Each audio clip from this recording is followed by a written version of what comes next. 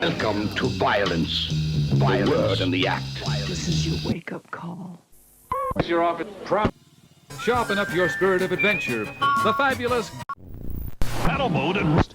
Happened a couple of... I think. I don't know. This doesn't have the number on it like the old background did. You're supposed to put the number in. It says it right there. Where does... Oh, yeah. No. Leave it. If it says insert number, that's funnier. No, it just has a blank spot. He didn't give me a freaking editable file, did he? Am I wrong about that? Yeah, it says right here. No, it doesn't. Here, need to move PKA into the new overlays. You can put your own text for the episode number in the top left. Did he give you a Photoshop or a PNG? It's not an editable file, right? We're hitting the ground running today, boys. Yeah, that's some bullshit. He put this together in Photoshop and then gave me the output, not the input. That's silliness. Well, we're all friends here, so... What's your office there, buddy? He's like, for 10 years I went to this chiropractor, and they kept telling me there was nothing wrong with me that didn't need a little adjustment or a little massage. And then he goes to a regular doctor, and they fix it right away. So, yeah. Anyway, chiropractors to me are like masseuses. They do great things. They're just, you got to double check their work. Yeah, it's definitely not quite medicine. It's definitely not quite medicine yet. I watch a guy sometimes on YouTube who not only adjusts people, he adjusts animals. They will bring. Do they yell? That must be good because you can't know if it worked or not. He adjusts cats, dogs. I saw him adjust a pony, and he's popping these animals, and they're like, "Grrr," and the animals just seemingly. It's really funny because I just started a business recently where I read cats' futures. A paw reader. Okay. Meow. Meow, meow, meow. Oh, speak to them in cat. Oh, yes. I can't have the owner knowing I'm making things up for $100 an hour. Meow. See, that's kind of the same. Oh, man, what a gig. Being a chiropractor for animals. Just have, some bubble wrap that you stand near. Be like... yeah, as you're doing it, with the other person in the waiting room. Fantastic business idea. Put this next to tit milk. Got it. By way of ball. We're all scared. And he pulls up next to us and offers to fight or something. And we all decline. We're like, no, we don't want that. And he's like, all right then. And he lets us drive off. And to this day, I still feel like it was the smart move, right? What's either a bunch of young bucks beat up an older guy, that's not cool, or an older guy beats up a bunch of young bucks, that's not that cool. I think Scott was leaving work, passed a car, and he thought that the passing was done perfectly fine. He didn't even think of anything of him passing the car. He pulls over to a gas station, maybe a mile down the road. The man he passed pulls in, gets out, starts screaming at Scott. You almost hit me back there. Look at this piece of shit you're driving. What if you'd hit me with that? What if you'd hit me? You can't afford to fix my car. You can't afford to fix that $50,000 truck. And he's like, and that hurt my feelings. I just had gotten off work. I've been working for 9 hours that day, working hard. And he was making fun of me for not being able to. He's like, I just couldn't take it anymore. I knocked him the fuck out, and I hit him once, and he just hit the ground unconscious. And his wife got out, and she starts screaming, "What'd you do to Billy? What'd you do to Billy?" And I know what to do, so I said, "Shut up, bitch! Get back in the truck." And she did, and then I had to flee. And I'm like, "Well, is he okay?" He's like, "I don't have any idea." I was like, "Well, if you killed him, we'd have heard about it by now." They'd be looking for him, yeah. They'd be looking for you. Clear. Man, I wrestled at 140 in middle school. Uh-huh. It's just an adult man being 125 is just surprising. 20 pounds of that was cranium. All right. yeah. Yeah, but they didn't let me get an exemption for that. And headbutting's not allowed. So see if there's ever a professional headbutting championship, oh, my man, all my money's on you. Oh, my wrestling coach knew that because I was all my effort was in hockey. Like wrestling was just more like, this is more fun. Like I like staying in shape. This is kind of a fun They're thing both to winter do. sports. It's weird. Oh yeah, yeah. But I played hockey year round. Like constantly, I was in leagues, and so that was like my main focus. And then like the winter league was usually like a school league that I didn't care about as much. Okay. And then of course when I'm traveling and having to miss stuff. But my coach knew. He's like, Taylor, you're very strong. You're not very quick. And I was like, okay, well, that sucks. He's like, okay, what you're going to do is you can't strike anybody, but you can take this part of your forearm.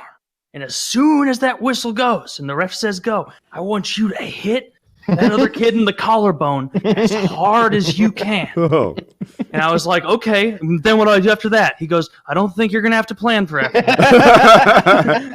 And so it was my first wrestling match ever. And this big Asian kid from the other school comes out. And he's like, they kind of played fast and loose with the weight rules. He was my same height and noticeably fatter. So we were not in the same weight class. And I was like getting down ready, and I'm so nervous. And then he blows it, and the first thing I do is just as hard as I can into this kid's collarbone, and the saucers his eyes became, because his coach must not have told him that's legal. All I did was what my coach said: hit him like that. Oh no! Got him on the ground, and it was really quick. Hang on, you're breaking up. I don't want to. I want this unadulterated. Yes. His eyes flew out to saucers, and please continue. And then I did like an ankle pick and like twisted him to like drive him into the ground and really slammed that fat kid hard. And like really quick, the match was over. And like I like tried to like act super confident about it. Like, yeah, I knew that was going to happen. Yeah, I pinned him like real quick because he was shocked. And I was half expecting the ref to be like, can't do that. Can't do that. But turns out I was okay. So I was up for my next match. And this kid they gave me way too much lenience with this kid. He was a head shorter than me, way fatter, not in shape at all. And I was standing there like talking to the kid, and he's like, yeah, I saw your last match. And I was like, yep. And he's like, I'm afraid of you. And so the next match was the least skilled match. It was like something out of a TV show. My coach told me, Taylor, do the exact same thing. Just hit that kid as hard as you can, right in the collarbone area. But don't use your elbow, don't use your fist. Make sure you're using the flat of your forearm. And so I was like, okay. And I was so amped up this time that when he said go, I reared back and just and this kid, like, literally turned to the side and ran to the end of the wrestling ring area. He ran away, and I had so much momentum that I fell forward. And I kind of grabbed out for like his leg, and he fell forward, and it was just like a really not tactical fight of me trying to crawl on top of him because my one and done chance, my shotgun blast had failed. And so I had to just the kid was so weak and frightened that one wasn't very tough either. The kid was so weak and frightened. Oh yeah, I was one of the wrestlers that like the other wrestlers in my class, they liked watching the most because they knew I wasn't going to get fancy. And the first wrestling match against every individual school before they saw my ace in the hole move, it almost always worked. Mm-hmm. It really did. I can't believe more people didn't do that. So that was my wrestling career. I don't remember how to do anything. Why don't more people just punch people in wrestling? I don't see it coming. Between the collarbone slam and the oil checking, I was a state champion. He just brings a gun. Yeah. Get on your back! Ah, he got me again. Yeah.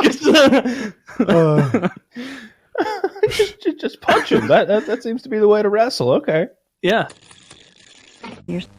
I need an opinion out of you guys. So I used to have a friend. He was an off-roading friend. We kind of drifted apart because I don't off-road anymore. He didn't steal valor, right? He actually was a Marine that worked on helicopters. He was a maintenance guy. And everywhere he went, he asked for a discount. But on top of that, he would argue for a discount if they didn't offer one to military. And I thought it was tacky. I don't know. And where are you coming? We went to lawnmower races, right? This is the most redneck thing you can possibly go to. People take these riding lawnmowers and soup them up to go like 50 miles an hour on a dirt track. We went to check it out because it's crazy and it seems like a neat thing. And he I don't know, just went back and forth with the ticket person saying that they should give discounts to him because he fixes helicopters in the Marines. Yeah. No, he sounds like a prick. Like, you know what? If that's insane to like argue with the person who works there that like your policy should be changed. I bet he doesn't mention that he repaired helicopters on a ship far from the action. I fought for your freedom. I've screwed those lug nuts in tight, thinking of all the women and children back home. Like, no, what do you shouldn't be able to. First of all, you're a fucking asshole. Are there lug nuts in on any a context. helicopter? Oh, there's all. He's stealing valor. You didn't even know. He was talking about lug nuts on a helicopter. They don't have tires. I don't even know if this is a thing. Some do. Some of them do. The one I worked on, dude. You wouldn't know. Have you ever flown an Apache 557 XY? This is like the argument I use with everybody who gives me shit for dressing up like a cop and, you know, accosting people in public. I like the power. I love the power and the threatening and like the, hey. Where are you going with this? What are you doing, hand sir? job. The hand jobs. The power, just the authority that you get. Like, I love Prostitutes are pretending to be free if you someone wear in that authority. uniform. Exactly. You know, they pay you money. Is what it is. You get to steal a little bit from the you know, the Johns vis-a-vis the prostitute. Like, so yeah, I'm totally on board with that. If you see a job that you really like a lot, you should be able to impersonate them and pretend to be them in public, but only Fake it till you make it. But no, only Kyle. But only if you really, really want to. I got you. Makes sense. No, but it's got to be disrespectful. Have you ever walked up in your fake cop uniform and tapped your gun? Your real gun? Your real firearm on the glass of somebody sitting in the parking lot late at night? obviously we all have, yeah. And they look at you, and they get that feel, those big eyes, and you go, oh, God. Yeah. Officer Stevenson, roll down the window. You point the gun at them right away. They know you mean business. You say that there's You get double the respect. You say that there's been a rape, and you say that there are reports of a rape almost in progress in the area. I get a report there was a rape about to occur here. Right about now. And you know what? They're nothing but yeses after they hear that rap-tat-tat of your hard, cold steel up against their glass. They know it can all be over in the blink of an eye. And that's why I like pretending to be a cop in public. That's funny. But really... I think what a lot of them would like is if we get kind of little idiosyncratic things that we all do, like, oh, every time Taylor uses this word, or like that I use a lot, or every time Kyle says, you know, one of your many catchphrases, or every time faggot. Woody gets a name wrong. Yeah, every time Kyle says faggot, we got a drink. And you better believe by the end of that episode, that's going to be a rapid fire drinking machine. From if we say the faggot rule with Kyle. So little things like that, be thinking about. I'm going to put it on my Twitter and hopefully get some of your guys' good ideas.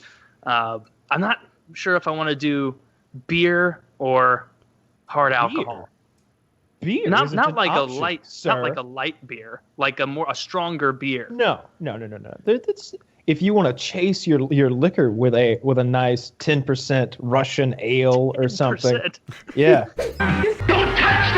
The villains themselves were ultimately responsible for much of the popularity. Stop relaxing.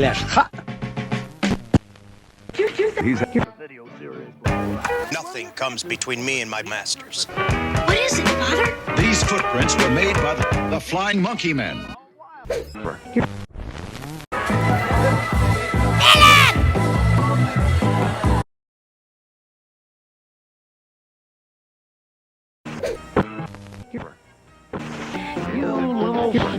I love this stuff. Yeah. They just don't